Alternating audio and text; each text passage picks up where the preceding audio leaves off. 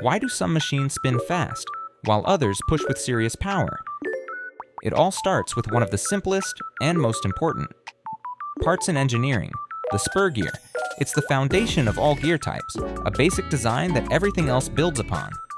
A spur gear is a round wheel with straight teeth cut along its edge. Here's how it works. These teeth mesh with another gear on a parallel shaft, helping transfer movement and force between two parts of a machine. When one gear spins, its teeth push against the teeth of another gear, causing it to spin in the opposite direction. The two must be aligned so their teeth fit together perfectly. This is called meshing. That's how motion and power is passed from one gear to the next. The size of the gears makes a difference. A small gear driving a larger one increases torque, the twisting force. A large gear turning a smaller one speeds things up.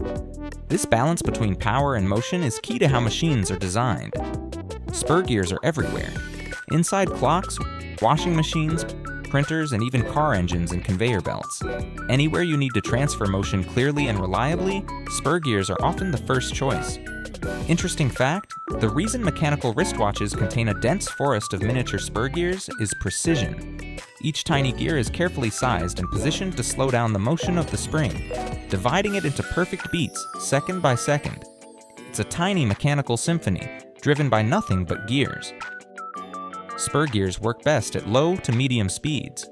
At higher speeds, their straight teeth can get noisy, which is why other gear types like helical gears are used in quieter machines. Still, spur gears are often the first gear used to get motion started.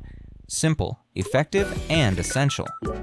In the next episode, we'll explore what happens when those gear teeth aren't straight, but angled.